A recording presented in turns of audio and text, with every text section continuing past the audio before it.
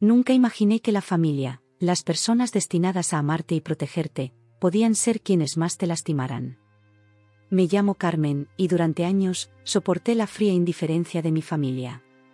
Cuando mi marido me abandonó y regresé a la casa de mis padres con mi hija Lucía de 5 años, pensé que encontraríamos consuelo. En cambio, nos volvimos invisibles. La casa era grande, las habitaciones para invitados lujosas, pero ninguna estaba destinada para nosotras.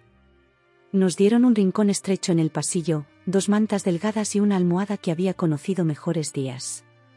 «Ya estás acostumbrada a esto, ¿no?», se burlaba mi tía, riéndose con los demás mientras se retiraban a sus cómodas camas. Cada noche, abrazaba a Lucía, sintiendo el frío del suelo filtrarse en nuestros huesos. La humillación dolía más que el frío. A pesar de todo, mantuve una cara valiente para Lucía. Ella merecía una madre fuerte. Le contaba historias mientras yacíamos en el suelo, pintando sueños de una vida mejor. Sin embargo, cuando las luces se apagaban y su respiración se suavizaba en el sueño, mis propias lágrimas silenciosas caían. Me sentía atrapada, invisible, y aún así, resistía, por ella. Mi familia nunca había sido cálida, pero después de que Javier me dejara, el desprecio se volvió palpable. Mi padre, don Francisco, apenas me dirigía la palabra. Mi madre, doña Mercedes, suspiraba cada vez que entraba en una habitación, como si mi presencia fuera un recordatorio de algún fracaso terrible. Mis primos, que solían jugar conmigo cuando éramos niños, ahora pasaban a mi lado como si fuera un mueble más en la casa. Vivíamos en Granada, una ciudad hermosa llena de historia y cultura. Desde nuestro rincón en el pasillo, podía ver parte del patio a través de una ventana. Los azulejos andaluces brillaban bajo el sol, las flores perfumaban el aire, y la fuente central cantaba una melodía constante con su agua. Era un paraíso al que no teníamos acceso completo. Trabajaba limpiando casas durante el día. Mis manos, que alguna vez habían tocado el piano en recitales escolares, ahora estaban ásperas y agrietadas por los productos químicos. Lucía se quedaba con una vecina, doña Consuelo, una anciana amable que vivía en el piso de abajo. Era la única persona que nos mostraba algo de compasión. «¿Sabes, Carmen?», me dijo un día mientras recogía a Lucía. «Tus padres siempre fueron así. Los conozco desde hace 40 años. No es tu culpa, niña». Sus palabras me reconfortaron y me hirieron a la vez. Parte de mí había esperado que mi situación fuera temporal, que un día mis padres me mirarían con ojos cariñosos. Las palabras de doña Consuelo destruyeron esa esperanza, pero también me liberaron de una ilusión. Los fines de semana, cuando no trabajaba, llevaba a Lucía al Parque García Lorca. Ahí, sentadas en un banco bajo los árboles, podíamos pretender que nuestra vida era normal. Lucía perseguía palomas y reía. Yo leía libros que sacaba de la biblioteca pública, soñando con vidas diferentes, imaginándome en otros lugares, con otras personas. Una tarde, mientras Lucía jugaba, una mujer se sentó a mi lado. Era Elena, una antigua compañera del instituto. Me reconoció inmediatamente, aunque yo había cambiado mucho. «Carmen. ¿Cuánto tiempo? ¿Cómo estás?». Su entusiasmo contrastaba con la monotonía de mis días. Le conté una versión suavizada de mi vida. Ella escuchó, sus ojos mostrando una compasión genuina que no había visto en mucho tiempo. «Estoy organizando talleres de artesanía en el centro cultural», me dijo. «Necesito ayuda. No puedo pagar mucho, pero…». Dejó la frase en el aire, y vi la oportunidad que me ofrecía. No era solo trabajo, era dignidad. Comencé a asistirla los sábados. La paga era pequeña, pero el trabajo alimentaba mi alma. Manipular arcilla, tejer esparto, pintar cerámica, mis manos recordaban la alegría de crear. Lucía venía conmigo, participando en los talleres infantiles. Verla sonreír mientras moldeaba figuras de barro hacía que todo valiera la pena. En casa, sin embargo, nada cambiaba. Mi tío Ramón incluso comenzó a cobrarme por el rincón que ocupábamos. «No creas que puedes vivir aquí gratis», gruñía cada vez que me daba mi sueldo. Me tragaba la rabia y le daba los euros que exigía, guardando apenas lo suficiente para los gastos básicos de Lucía. Por las noches, cuando todos dormían, sacaba un cuaderno y escribía poemas, pensamientos, sueños, cualquier cosa que me ayudara a mantener la cordura. También escribía cartas a mi tío Andrés, el hermano mayor de mi padre. Él vivía solo en Madrid y raramente venía a visitarnos. Pero cuando lo hacía, siempre tenía una sonrisa y un dulce para Lucía, y una palabra amable para mí. Nunca le conté en mis cartas lo mal que nos trataban. Tenía mi orgullo. Los meses pasaron así, en una rutina de trabajo, humillaciones y pequeños momentos de alegría con Lucía y en los talleres. Aprendí a encontrar belleza en las cosas más simples, el olor del pan recién horneado que compraba para Lucía los domingos, el sonido de su risa cuando le hacía cosquillas, la luz dorada del atardecer reflejada en la alhambra cuando caminábamos de regreso a casa. Había días en que la desesperación me ahogaba. Noches en que, después de que Lucía se dormía, lloraba silenciosamente, mordiéndome el puño para no hacer ruido. Momentos en que pensaba en huir, en tomar a mi hija y marcharnos lejos, sin importar a dónde. Pero la realidad siempre me frenaba, no tenía suficiente dinero, no tenía a dónde ir. Una tarde, Lucía enfermó. Fiebre alta, tos, respiración agitada. La llevé al centro de salud donde nos atendió el doctor Jiménez, un hombre mayor con ojos amables. Bronquitis, diagnosticó. Necesita medicamentos y reposo. Mucho reposo. Me dio la receta y una mirada comprensiva. Esa noche, mientras Lucía ardía en fiebre en nuestro rincón del pasillo, supliqué a mi madre por una habitación. Solo hasta que se recupere, rogué. Ella miró a su nieta temblando bajo la manta delgada, y por un momento, creí ver compasión en sus ojos. Luego negó con la cabeza. Las habitaciones están reservadas para la familia, respondió, como si nosotras no lo fuéramos. Algo se rompió dentro de mí esa noche. Mientras sostenía a mi hija enferma, susurrándole canciones de cuna, supe que merecíamos más. Mucho más. Esa noche hacía más frío de lo habitual. El invierno granadino podía ser despiadado, colándose por las rendijas de las ventanas y congelando hasta los huesos. Lucía tiritaba incluso dormida, y me maldije por no encontrar la manera de mantenerla más caliente. Me quité mi cardigan y lo extendí sobre ella, quedándome solo con una blusa delgada. Permanecí despierta, mirando el techo ornamentado, preguntándome cómo la vida había llegado a esto. Mi mente vagaba entre recuerdos de días mejores y sueños imposibles, mientras el viento silbaba fuera. De repente, justo antes del amanecer, escuché el sonido de un coche deteniéndose frente a la casa. Me incorporé, alerta.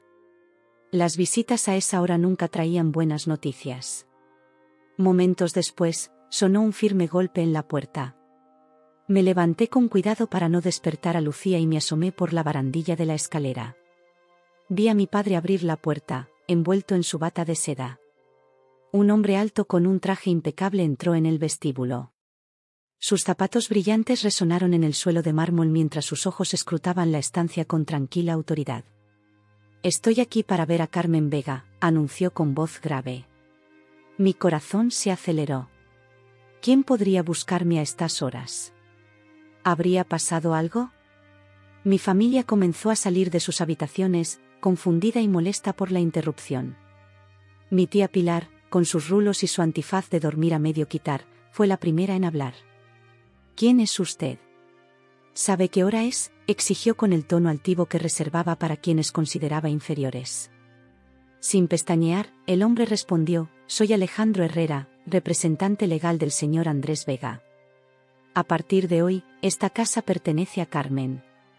Por un instante, el silencio flotó en el aire como un suspiro contenido. Mi mente procesaba lentamente sus palabras, incapaz de entender completamente. ¿Mi tío Andrés? ¿La casa? ¿A mí? Tenía que ser un error. Entonces, la voz del hombre cortó la tensión como una navaja. «Todos ustedes deben marcharse. Inmediatamente».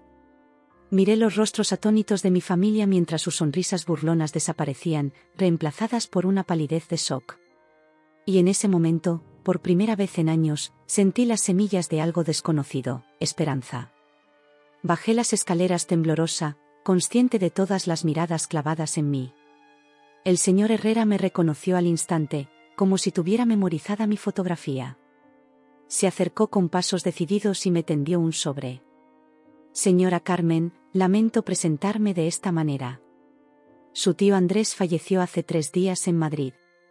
Sus últimas voluntades fueron muy claras. Su voz era profesional pero amable, un oasis de respeto en el desierto de humillaciones que había sido mi vida. Abrí el sobre con dedos temblorosos. Dentro había documentos legales, testamentos, escrituras. Mi nombre aparecía una y otra vez, junto a frases como heredera universal y propiedad absoluta. Mi vista se nubló con lágrimas. El tío Andrés. El único que me enviaba tarjetas en mi cumpleaños. El que preguntaba por Lucía en sus escasas visitas. El que siempre tenía una palabra amable, un gesto discreto de apoyo. Nunca me habló de dinero o propiedades. Nunca mencionó que era dueño de la casa donde vivíamos, que mi padre administraba como si fuera suya desde siempre. Mi padre fue el primero en reaccionar, su rostro contorsionado en una mueca entre la incredulidad y la furia. Esto es ridículo. Andrés jamás haría algo así. Estos documentos deben ser falsos. Intentó arrebatarme los papeles, pero el señor Herrera se interpuso con firmeza. Le aseguro, don Francisco, que todo está en orden. El notario puede corroborarlo. Su hermano dejó instrucciones muy precisas. Sacó más documentos de su maletín. Incluso grabó un vídeo explicando sus razones. ¿Desea verlo aquí, delante de todos? Mi padre retrocedió como si hubiera recibido un golpe físico. Conocía bien a su hermano mayor, sabía que Andrés no amenazaba en vano. Mi madre se acercó entonces, su bata de seda ondeando dramáticamente. Carmen, hija, su voz melosa me provocó escalofríos, seguramente ha habido un malentendido. Somos familia. Podemos resolver esto juntos, sin extraños. Intentó tomarme del brazo, sus uñas perfectamente pintadas como garras disfrazadas. Me aparté instintivamente.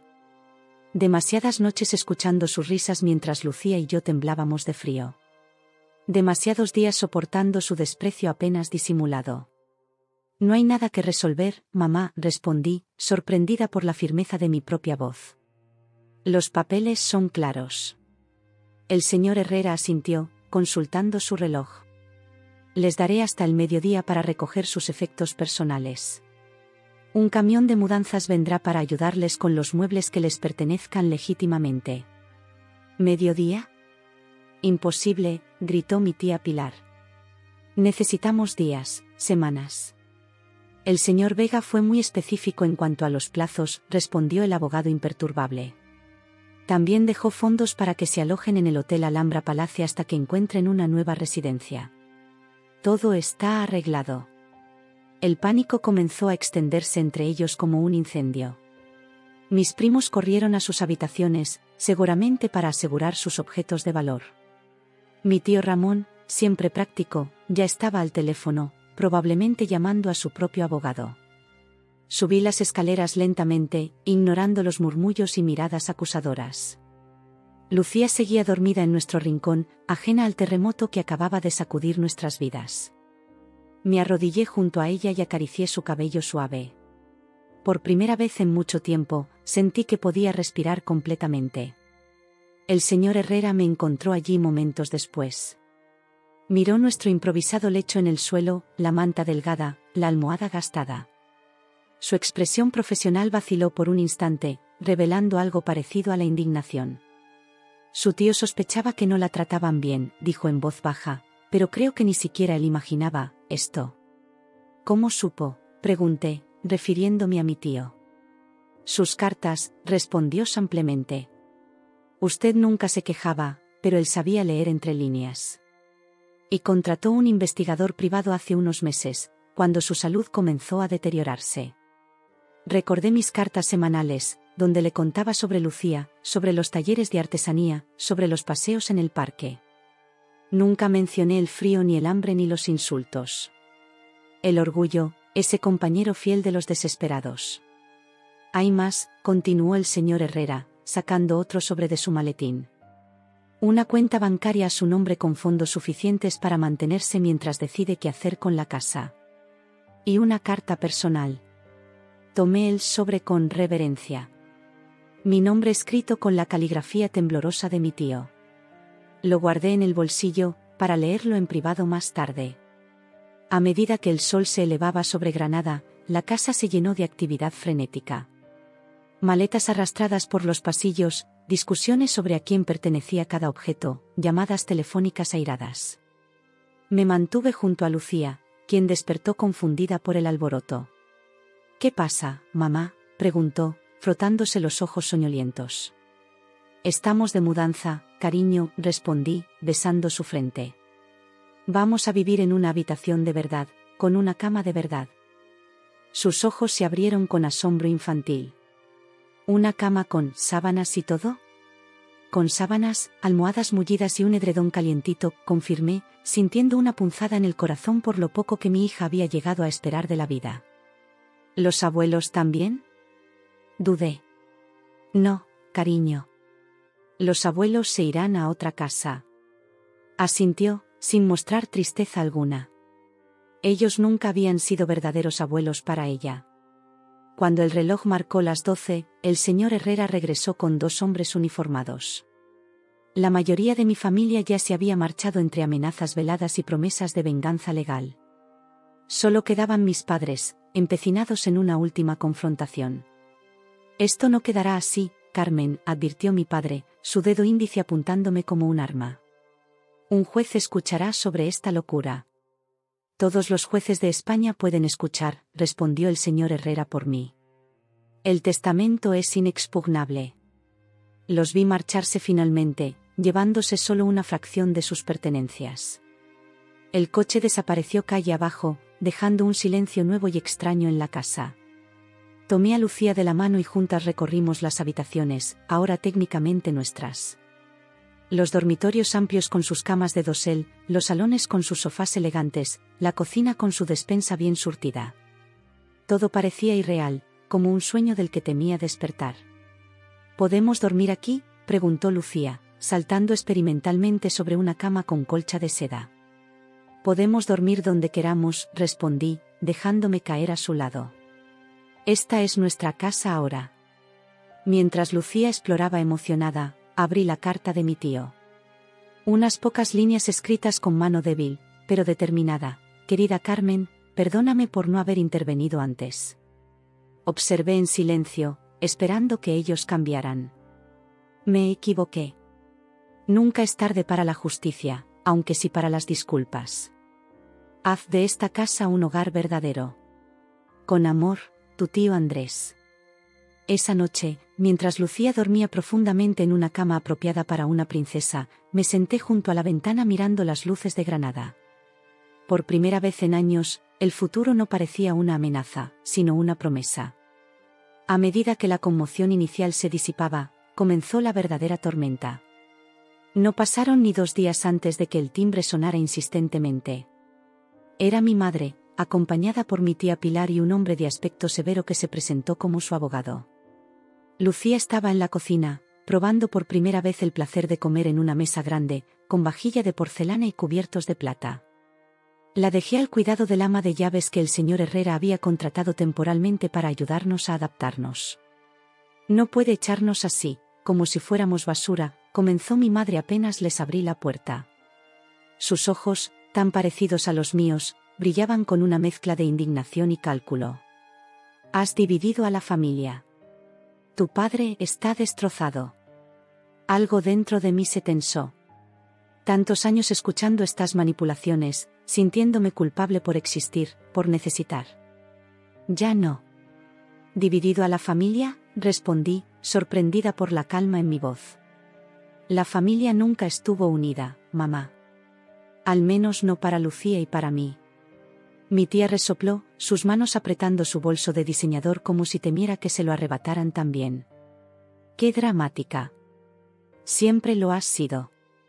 «Te dimos un techo, un rincón en el pasillo», interrumpí. Mientras todas las habitaciones permanecían vacías. Un rincón por el que el tío Ramón me cobraba la mitad de mi sueldo. El abogado carraspeó, claramente incómodo. No era lo que le habían contado. Señora Vega, mis clientes están dispuestos a llegar a un acuerdo razonable. El testamento puede impugnarse basándonos en la posible incapacidad mental del señor Andrés Vega en sus últimos días. ¿Incapacidad mental? Una nueva voz se unió a la conversación. El señor Herrera había aparecido en el vestíbulo, su maletín en mano. Interesante teoría, colega. Tengo aquí los informes médicos completos del señor Vega, junto con evaluaciones psicológicas realizadas específicamente para anticipar este tipo de creatividad legal. Mi madre palideció. El abogado pidió ver los documentos, y ambos hombres se retiraron al salón para revisarlos. Mi tía aprovechó la oportunidad para acercarse, su perfume caro invadiendo mi espacio. Carmen, sé razonable, susurró con falsa confidencialidad. Esta casa ha estado en la familia por generaciones. Tu abuelo se revolvería en su tumba si supiera que has echado a tu propio padre a la calle. La casa era de tío Andrés, respondí. Y él decidió dársela a alguien que la valorara como hogar, no como símbolo de estatus. Eres una ingrata, explotó finalmente, abandonando la fachada. Después de todo lo que hemos hecho por ti. ¿Y qué han hecho exactamente, tía? ¿Burlarse de mí cuando Javier me abandonó? ¿Hacer comentarios sobre mi peso cuando apenas comía para dejar más comida para Lucía? O quizás se refiere a las veces que le dijo a mi hija que no tocara sus cosas porque tenía las manos sucias. Su rostro se contorsionó en una mueca de furia, pero antes de que pudiera responder, el abogado regresó, visiblemente abatido. Le murmuró algo al oído y ella asintió secamente. Esto no ha terminado, advirtió mi madre antes de marcharse. La sangre es más espesa que el agua, Carmen. Recordarás estas palabras. Vi cómo se alejaban calle abajo, sus figuras elegantes desentonando con la rabia que emanaba de ellas. Mis manos temblaban, pero me mantuve en pie hasta que desaparecieron de mi vista. El señor Herrera se quedó un rato más, explicándome los procedimientos legales que probablemente intentarían. No se preocupe, me aseguró. Su tío era meticuloso. Contempló todas las posibilidades. Esa noche, acomodada en la que ahora era mi habitación, amplia, con un balcón que daba al jardín, no pude dormir. La adrenalina corría por mis venas, y cada ruido me sobresaltaba. ¿Y si volvían? ¿Y si intentaban algo más drástico? Revisé 3 veces las cerraduras de las puertas y ventanas antes de acostarme junto a Lucía, quien dormía plácidamente, ajena a mis miedos. Los días siguientes trajeron nuevos desafíos. Mi teléfono no dejaba de sonar con llamadas de familiares que nunca se habían preocupado por mí, alternando entre súplicas y amenazas veladas. Primos lejanos que ni recordaba aparecían en la puerta, alegando necesidades urgentes o derechos sobre objetos específicos de la casa. Una mañana, mientras desayunábamos, sonó el timbre. Era Javier. Mi estómago se contrajo al ver su rostro, una mezcla de emociones contradictorias bullendo en mi interior. Había abandonado a Lucía y a mí sin mirar atrás, y ahora estaba allí, con su sonrisa encantadora y un ramo de flores. Carmen, estás diferente, comentó, sus ojos evaluándome como si fuera mercancía. ¿Te sienta bien ser propietaria? ¿Qué quieres, Javier?, pregunté directamente, bloqueando la entrada. He oído lo de tu tío. ¡Qué suerte, eh! Su tono pretendía ser casual, pero detecté la codicia subyacente. Pensé que podríamos hablar, ya sabes, por el bien de la niña. ¿La niña? ¿Te refieres a Lucía, la hija que no has visto en 2 años? La que ni siquiera llamaste en su cumpleaños. Se encogió de hombros, imperturbable. He tenido mis problemas, Carmen. Pero estoy mejor ahora. Quiero compensar el tiempo perdido. ¿Ahora que tengo una casa y dinero? La claridad con la que veía a través de él me sorprendió. Antes, sus excusas siempre me habían parecido plausibles, sus promesas creíbles. No seas así, se quejó, intentando poner un pie en la puerta. ¿No crees que Lucía merece tener a su padre en su vida? En ese momento, escuché la voz de mi hija detrás de mí. ¿Papá? Su vocecita contenía tanta esperanza que me partió el corazón. Javier la vio y su rostro se iluminó con una sonrisa calculada. «Princesa. Mira cuánto has crecido».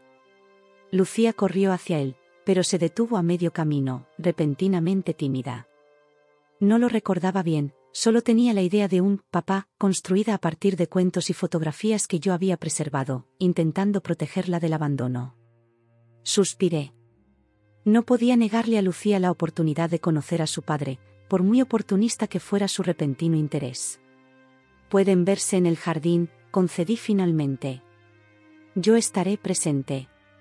La sonrisa triunfante de Javier me revolvió el estómago, pero me mantuve firme. Esto no era por él, era por Lucía. Durante la hora siguiente, observé cómo jugaba con nuestra hija, haciéndola reír con sus payasadas. Lucía estaba radiante, y eso me dolía y me alegraba a la vez. Cuando ella fue a buscar un dibujo para mostrarle, Javier se acercó a mí. «Podríamos intentarlo de nuevo», sugirió, su mano rozando mi brazo. «Por ella. Podríamos ser una familia». «Ya somos una familia», respondí, apartándome suavemente. «Lucía y yo». Su expresión cambió, la máscara de padre abnegado deslizándose momentáneamente. «No seas tonta, Carmen. Piénsalo bien. Necesitas un hombre en esta casa tan grande». «No, no lo necesito». La certeza en mi voz lo sorprendió tanto como a mí misma. «Puedes ver a Lucía cuando quieras, con previo aviso. Pero tú y yo, eso terminó hace mucho tiempo». Se fue poco después, prometiéndole a Lucía volver pronto, pero lanzándome una mirada que contenía tanto despecho como advertencia. Añadí su nombre a la lista mental de amenazas potenciales. A la semana siguiente, recibí una citación judicial. Mis padres impugnaban oficialmente el testamento, alegando influencia indebida por mi parte. La acusación era absurda, apenas había visto a mi tío en sus últimos meses, pero igualmente dolorosa. El señor Herrera me aseguró que no tenían caso, pero el desgaste emocional era real. Una tarde, mientras revisaba facturas antiguas en el despacho que había sido de mi tío, encontré un diario. En sus páginas, escritas con letra temblorosa, descubrí la verdad completa. Mi tío Andrés había sido siempre el propietario legal de la casa, pero mi padre la administraba tras un acuerdo familiar. Las ganancias debían repartirse, pero mi padre nunca cumplió su parte. Peor aún, había hipotecado la propiedad sin permiso, usando el dinero para inversiones fallidas y lujos personales. Mi tío lo descubrió durante su última enfermedad, al poner en orden sus asuntos. Su indignación al saber cómo nos trataban a Lucía y a mí fue la gota que colmó el vaso. No era solo generosidad lo que lo había motivado a dejarnos la casa, era justicia. Armada con esta información, enfrenté la audiencia judicial con renovada determinación. Cuando el abogado de mis padres mencionó la historia familiar y la intención del difunto, pedí permiso para presentar el diario como evidencia. El juez, un hombre mayor con ojos perspicaces, leyó algunas entradas en silencio. Luego miró directamente a mi padre, quien se removió incómodo en su asiento. «Don Francisco», dijo finalmente, «¿está usted al corriente de que el uso fraudulento de propiedades ajenas y la falsificación de documentos hipotecarios son delitos graves?» El rostro de mi padre se descompuso. Mi madre, a su lado, palideció. Su abogado solicitó un receso urgente. No llegamos al final del juicio. Retiraron la demanda esa misma tarde, temiendo que la situación escalara a una investigación criminal. El acuerdo extrajudicial, redactado por el señor Herrera, incluía una cláusula de no contacto. No podían acercarse a la casa ni a nosotras sin invitación explícita. Esa noche, sentada en el patio, bajo el naranjo que mi abuelo había plantado, sentí una extraña mezcla de tristeza y liberación. Había perdido a mi familia, pero quizás nunca la tuve realmente. Lo que había perdido era la ilusión, la esperanza ingenua de que algún día me verían, me valorarían, me amarían como merecía. Lucía salió al patio en pijama, frotándose los ojos soñolientos. «¿Estás triste, mamá?», preguntó, acurrucándose en mi regazo. «Un poco», admití, besando su cabeza. «Pero también estoy feliz». «Es complicado». «¿Es por los abuelos? ¿Ya no van a venir más?». «No, cariño. Al menos no por ahora. Asintió con seriedad impropia de sus 5 años. Está bien. No eran muy abuelos, de todos modos. Nunca me contaban cuentos ni me daban galletas. Su simple verdad me hizo sonreír a pesar de todo. ¿Sabes qué? A partir de ahora, nosotras decidimos quién entra en nuestra vida. Solo gente que nos quiera de verdad. ¿Cómo doña Consuelo? Ella siempre me da galletas. Exactamente como doña Consuelo. Esa noche, mientras Lucía dormía, escribí en mi propio diario, comenzando una nueva tradición. Hoy ganamos más que un caso judicial, anoté. Ganamos el derecho a existir en nuestros propios términos. A ser visibles. A ocupar espacio. A partir de ahora, nuestra historia la escribimos nosotras. Cuando la última maleta salió por la puerta, el silencio en la casa era ensordecedor. Recorrí las habitaciones, sintiendo el peso del espacio vacío. Las habitaciones que antes habían estado cerradas para nosotras ahora estaban abiertas de par en par, esperando ser habitadas. Lucía me seguía, su pequeña mano aferrada a la mía. Miraba todo con ojos maravillados, como si estuviéramos en un museo o un palacio encantado. ¿Podemos mirar en todas partes?, preguntó, señalando una puerta ornamentada al final del pasillo. Claro que sí, respondí. Es nuestra casa ahora. Nuestra casa. Las palabras sonaban extrañas en mi boca, como si estuviera hablando un idioma nuevo. Durante tanto tiempo, había sido la intrusa, la que debía pedir permiso, disculparse por existir. Ahora, estas paredes, estos suelos, estos techos altos con molduras antiguas, todo me pertenecía. Entramos en lo que había sido el despacho de mi padre. Los estantes de caoba seguían llenos de libros que nunca lo vi leer, más decoración que conocimiento. Su escritorio imponente dominaba la habitación, símbolo del poder que ejercía sobre todos nosotros. Me acerqué lentamente, pasando los dedos por la superficie pulida. Cuántas veces me había mantenido de pie frente a él, temblando mientras escuchaba sus reprimendas, sus suspiros de decepción. ¿Este es el cuarto del abuelo?, preguntó Lucía, curioseando entre los objetos del escritorio. Lo era, respondí. Ahora puede ser lo que queramos. Lucía miró a su alrededor, pensativa. Parece triste, dijo finalmente. Tenía razón.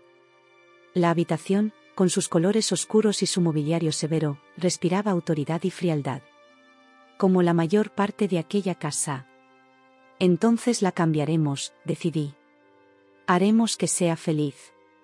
Esa misma tarde, Lucía y yo empezamos a transformar el despacho. Abrimos las pesadas cortinas de terciopelo, dejando entrar la luz dorada de granada. Quitamos los retratos solemnes de antepasados que nunca conocimos y los guardamos en el desván. En su lugar, colgamos dibujos coloridos que Lucía había hecho en sus clases de arte en el centro cultural. Mientras reordenábamos los muebles, encontré una caja escondida en un compartimento secreto del escritorio. Dentro había fotografías antiguas, cartas amarillentas por el tiempo y un pequeño diario encuadernado en cuero. Lo abrí con cuidado y reconocí la letra elegante de mi abuela, a quien apenas recordaba. Querida mía, comenzaba una entrada. Hoy he vuelto a discutir con Francisco. Insiste en enviar al pequeño a un internado en Madrid, lejos de nosotros. Dice que es por su bien, que necesita disciplina, pero yo veo cómo mira a Andrés, con recelo, con envidia. Mi hijo mayor es sensible, amable, cualidades que Francisco desprecia. Me temo que este matrimonio fue un error, pero, ¿qué alternativas tengo? Una mujer sola no es nada en este mundo. Seguí leyendo, descubriendo la historia secreta de mi familia, el patrón de dolor que se repetía generación tras generación. Mi abuela, atrapada en un matrimonio infeliz. Mi padre, enviado lejos cuando más necesitaba amor. Mi tío Andrés, el sensible, el amable, siempre a la sombra de su hermano menor, más agresivo y determinado. Las piezas encajaban. Mi padre se había convertido en aquello que le habían enseñado a ser. Y yo, sin saberlo, había continuado el ciclo al quedarme, al aceptar el trato que recibíamos, al enseñarle a Lucía que debíamos estar agradecidas por las migajas. No más, susurré para mí misma. Aquí termina. Esa noche, mientras Lucía dormía en su nueva habitación, había elegido la más soleada, con vistas al jardín, me senté en la cocina con un cuaderno y un bolígrafo. Empecé a escribir, primero tímidamente, luego con creciente convicción. No era un plan, exactamente. Era una declaración de intenciones, una promesa a mí misma y a mi hija. Esta casa será un hogar. Un refugio, no una fortaleza. Un lugar de risas, no de susurros. Donde nadie duerma en el suelo mientras hay camas vacías. Donde la comida se comparta con generosidad. Donde las puertas estén abiertas para quienes necesiten cobijo. A la mañana siguiente, llamé a doña Consuelo, la vecina que cuidaba de Lucía mientras yo trabajaba. Le pedí que viniera a tomar un café. Llegó con curiosidad, sus ojos arrugados examinando la casa que ahora me pertenecía. «Válgame Dios, niña», exclamó al entrar en la cocina recién iluminada. «¿Qué cambio?». Le conté todo lo sucedido, la herencia inesperada, la marcha forzosa de mi familia. Me escuchó en silencio, asintiendo ocasionalmente. «Tu tío Andrés siempre fue diferente», comentó cuando terminé. «Más parecido a tu abuela. Tenía corazón». «Doña Consuelo», dije, respirando hondo, «quiero pedirle algo. Sé que su pensión es pequeña y que su piso tiene problemas de humedad. Quisiera que considerara mudarse aquí, a una de las habitaciones de invitados. Podría seguir cuidando a Lucía cuando yo trabaje, y a cambio tendría alojamiento gratuito y comidas». Sus ojos se llenaron de lágrimas. «Niña, ¿hablas en serio?». «Nunca he hablado más en serio. Esta casa es demasiado grande para nosotras dos. Y usted ha sido más familia para Lucía que sus propios abuelos». Después de que doña Consuelo aceptara, conmovida, mi propuesta, llamé al centro cultural donde daba clases de artesanía. Hablé con Elena, la coordinadora, y le ofrecí el salón de la planta baja para expandir los talleres. «Podríamos hacer clases para niños del barrio», sugerí. «Y quizás un programa para madres solteras, donde puedan aprender un oficio mientras sus hijos juegan». Elena quedó atónita ante mi propuesta. «Carmen, ¿estás segura?». «Es muy generoso». «Es lo que necesito hacer», respondí, sorprendida por mi propia determinación. La siguiente llamada fue al señor Herrera. Le pedí que me asesorara sobre cómo establecer una pequeña fundación con parte del dinero que mi tío me había dejado. «Quiero ayudar a mujeres que están donde yo estuve», le expliqué. «Sin recursos, sin apoyo, con hijos a su cargo». «Es un proyecto ambicioso», comentó. «Pero noble. Le enviaré la documentación necesaria». Ese fin de semana, mientras Lucía jugaba en el jardín con sus nuevos amigos del barrio, me encontré en la antigua habitación de mis padres, limpiando el último vestigio de su presencia. Bajo la cama, encontré una caja con mis viejas pertenencias, fotografías de cuando era estudiante, diplomas, un cuaderno de poesía que había escrito a los 16 años. Lo hojeé, sorprendida por la pasión y la esperanza que rezumaban aquellos versos juveniles. ¿Dónde había quedado esa chica que soñaba con cambiar el mundo, que creía en la bondad, que se atrevía a amar sin reservas? No había desaparecido, comprendí. Solo se había escondido, esperando el momento adecuado para regresar. Comencé a asistir a clases nocturnas en la universidad. A los 32 años, me encontré sentada entre estudiantes una década más jóvenes, completando finalmente la carrera de trabajo social que había abandonado cuando me casé con Javier. Cada noche, después de acostar a Lucía, me sumergía en libros de psicología, derecho familiar, intervención en crisis. Aprendía para mí, pero también para todas las mujeres a las que esperaba ayudar. Una mañana, mientras desayunábamos, Lucía me miró con sus ojos serios. «Mamá, ¿sabes qué? Ya no hablas bajito». «¿Qué quieres decir, cariño?». «Antes siempre hablabas así», susurró, imitando mi antigua forma de expresarme, encogida, temerosa de molestar. «Ahora hablas normal. Como las maestras. Como las mamás de la tele». Me quedé sin palabras por un momento, conmovida por su observación. Era cierto. Mi voz física había cambiado junto con mi voz interior. Ya no me disculpaba al hablar, no buscaba constantemente aprobación con la mirada, no me encogía esperando críticas. Tienes razón, admití. He encontrado mi voz. Me gusta más así, declaró Lucía, mordisqueando su tostada. Pareces más tú. Más yo. Qué concepto tan simple y a la vez tan profundo. Durante años, había sido una sombra, un eco, una versión diluida de mí misma. Primero la hija que intentaba complacer a padres imposibles de satisfacer. Luego la esposa que se esforzaba por ser lo que Javier necesitaba. Después la madre que se sacrificaba hasta desaparecer. Ahora, por fin, estaba emergiendo la verdadera Carmen. No perfecta, no inquebrantable, no omnipotente. Simplemente auténtica. Con miedos y esperanzas, con cicatrices y sueños. Una mujer que ya no pedía permiso para existir. Una tarde, mientras revisaba solicitudes para el programa de ayuda que estábamos iniciando, recibí una llamada inesperada. Era mi padre.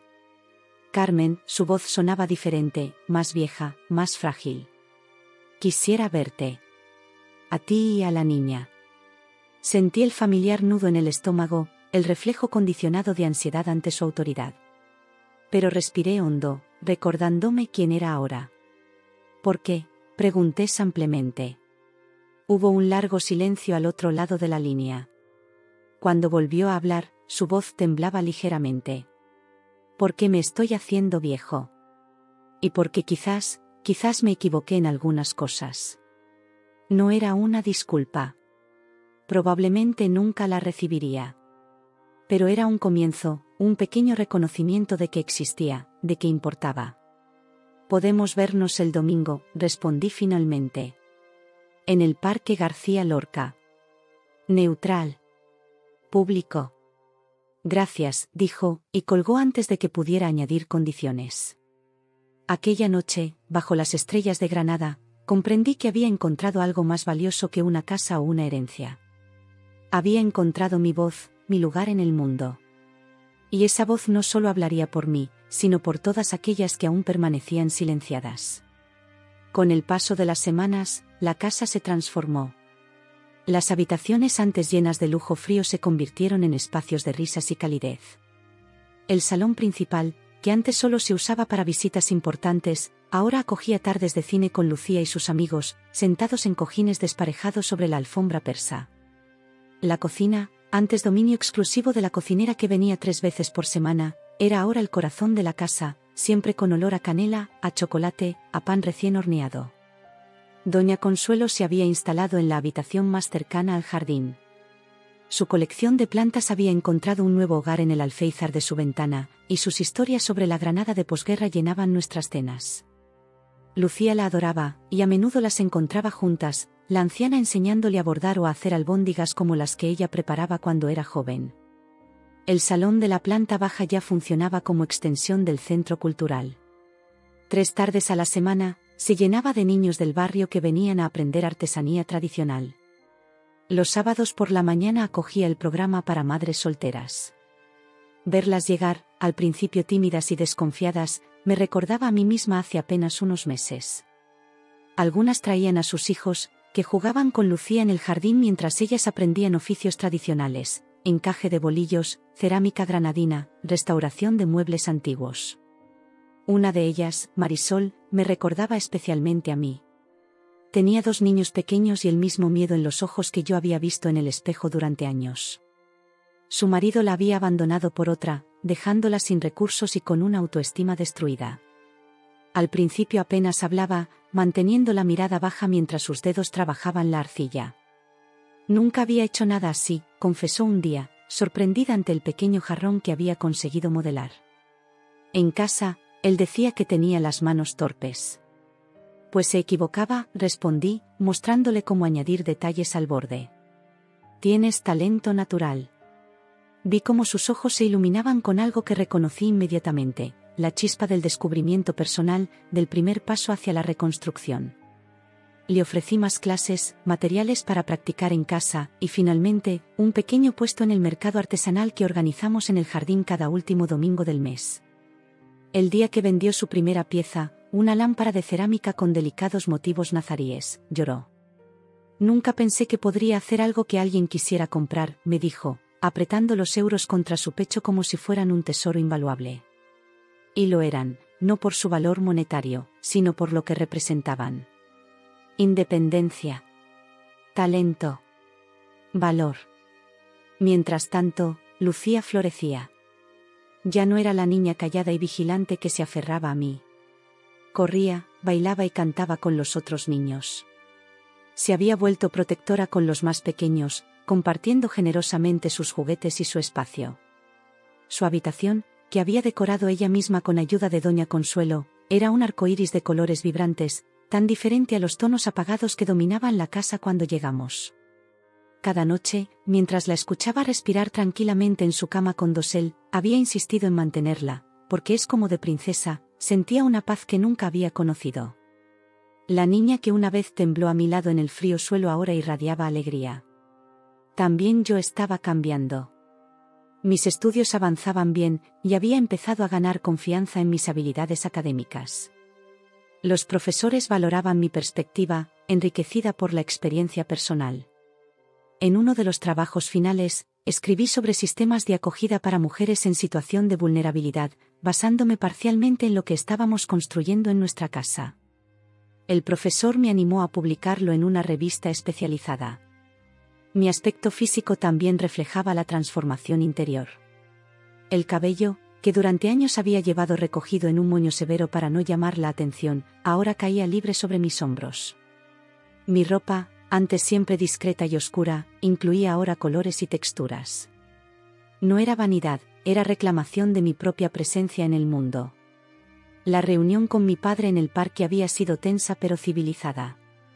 Vino solo, sin mi madre, que según explicó, necesitaba más tiempo. Se sentó en el banco junto a nosotras, visiblemente incómodo, observando a Lucía jugar en los columpios. Ha crecido, comentó, como descubriendo a su nieta por primera vez. Los niños hacen eso, respondí, intentando no sonar sarcástica. Hubo un largo silencio. Finalmente, miró hacia el horizonte y murmuró, tu tío y yo nunca nos llevamos bien.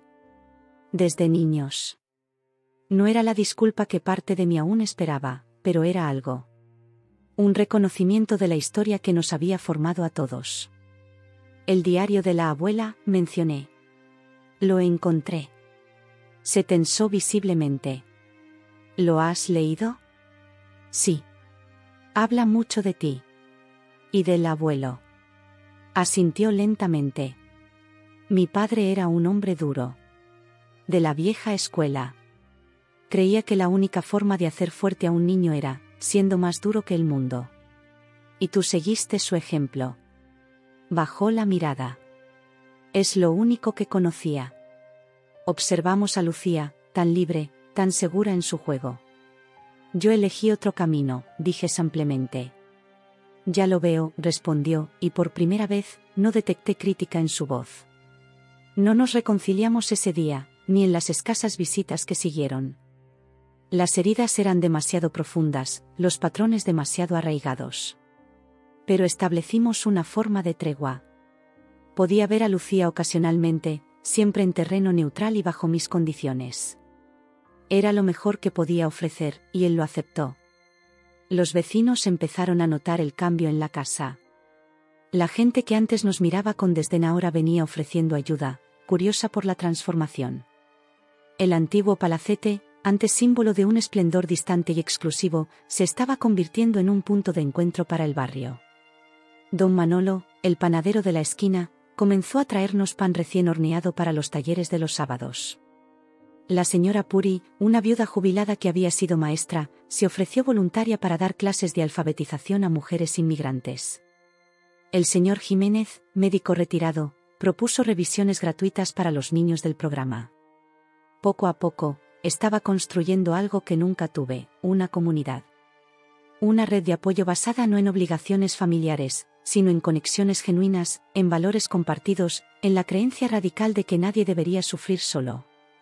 Un día, recibí una carta inesperada. Era de Javier. La abrí con cierta aprensión, temiendo nuevas demandas o manipulaciones. Para mi sorpresa, era diferente. Carmen, escribía, he estado pensando mucho en nuestras últimas conversaciones. Tienes razón, mi interés repentino por Lucía coincidió sospechosamente con tu cambio de fortuna. No estoy orgulloso de ello. He iniciado terapia, sí, yo, en terapia, qué locura, y estoy intentando entender por qué siempre busco el camino fácil. No te pido perdón ni una segunda oportunidad. Solo la posibilidad de intentar ser un mejor padre para Lucía, en tus términos. Sin presiones, sin expectativas. Reflexioné sobre su carta durante días. ¿Era sincero o solo otra táctica? Finalmente, decidí darle una oportunidad limitada. Podría ver a Lucía una vez al mes, en visitas supervisadas. Con el tiempo, si demostraba constancia, revisaríamos el acuerdo. La fundación que había imaginado empezaba a tomar forma concreta. Con la ayuda del señor Herrera y un equipo de trabajadores sociales, establecimos Nuevo Amanecer, dedicada a apoyar a mujeres en situación vulnerable y sus hijos.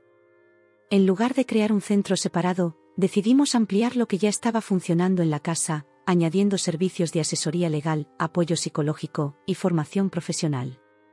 Una tarde, mientras revisaba los planos para adaptar el ala este de la casa como espacio para la fundación, me di cuenta de algo: estaba feliz.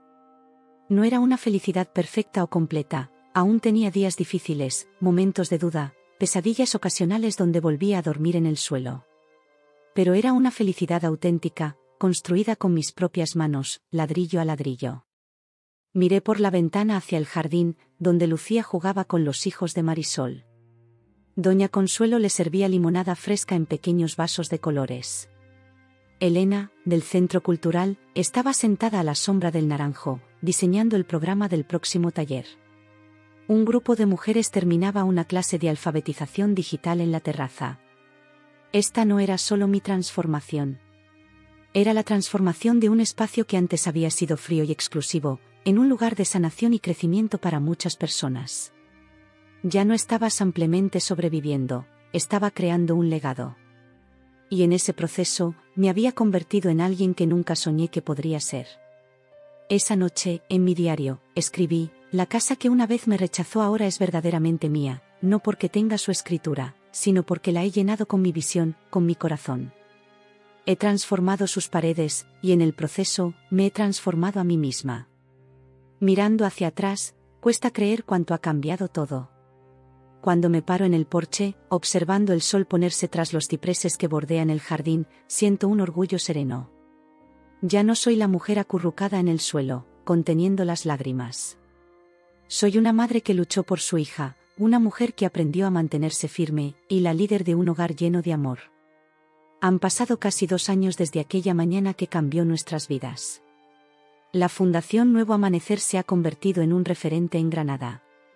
Tenemos convenios con el ayuntamiento, con la universidad, con empresas locales que ofrecen prácticas y empleos a las mujeres que completan nuestra formación. El ala este de la casa acoge ahora un pequeño albergue temporal para casos de emergencia, con capacidad para 3 familias. No es mucho, pero para esas 3 familias, significa todo. Marisol, aquella mujer tímida de los primeros talleres, es ahora mi mano derecha en la fundación. Su cerámica se vende en varias tiendas de artesanía del Albaicín, y recientemente recibió una beca para perfeccionar su técnica con un maestro en Sevilla. Sus hijos y Lucía son inseparables, una pequeña pandilla que llena la casa de carreras y risas. Doña Consuelo, a sus 78 años, es la abuela honoraria de todos. Se ha convertido en la guardiana de las historias del barrio, relatando a los niños cómo era Granada en su juventud, cuando las callejuelas del Realejo aún no conocían el turismo masivo y los vecinos compartían lo poco que tenían. Su habitación es un museo informal de fotografías antiguas, recuerdos y plantas que cuida con devoción. Mi relación con mis padres sigue siendo complicada. Mi madre finalmente accedió a verme, 6 meses después de aquel encuentro con mi padre en el parque. Vino sola, elegante como siempre, con ese aire de superioridad que la acompaña como una segunda piel. Nos sentamos en la terraza, 2 extrañas unidas por la sangre pero separadas por todo lo demás. «Has cambiado la casa», comentó, mirando alrededor con expresión inescrutable. «La he convertido en un hogar», respondí. Asintió lentamente. Tu padre dice que ayudas a mujeres, como tú. Mujeres que necesitan una oportunidad. Como yo la tuve. Hubo un silencio largo, incómodo. Finalmente, con voz más baja de lo habitual, preguntó, ¿nunca te preguntas si las cosas podrían haber sido diferentes? La miré, realmente la miré, quizás por primera vez. Bajo su fachada de perfección, vi a una mujer envejecida, atrapada en sus propias jaulas doradas. Una mujer que había aceptado el frío como precio de la seguridad, el silencio como coste del estatus. Todos los días, confesé. Pero no puedo vivir en ese y sí. Solo puedo asegurarme de que el futuro sea diferente. No hubo reconciliación dramática, ni lágrimas compartidas, ni abrazos que sanaran décadas de distancia. Pero algo cambió sutilmente ese día. Empezó a venir ocasionalmente, siempre con aviso previo, siempre manteniendo cierta distancia. Traía pequeños regalos para Lucía, se interesaba educadamente por mis estudios. Era un comienzo frágil, imperfecto, pero era algo. Javier, sorprendentemente, cumplió su palabra. Sus visitas mensuales se volvieron predecibles, seguras. Nunca intentó presionarme para reanudar nuestra relación, respetando los límites que había establecido. Con el tiempo, comenzó a llevarse a Lucía por las tardes, primero al parque, luego a pequeñas excursiones por la ciudad. Verla regresar emocionada, contándome sobre helados compartidos y paseos en barca en el Genil, despertaba sentimientos contradictorios en mí. Pero su felicidad era lo más importante. Papá dice que soy valiente como tú, me contó un día, mientras la arropaba. Dice que tienes un corazón muy grande porque no le guardas rencor. Me sorprendió. No sabía que Javier pensara así de mí, mucho menos que lo compartiera con nuestra hija. Quizás él también estaba creciendo, a su manera. Mi carrera académica florecía. A mis 34 años, me gradué con honores en trabajo social. El decano me ofreció continuar con un máster, posiblemente un doctorado más adelante.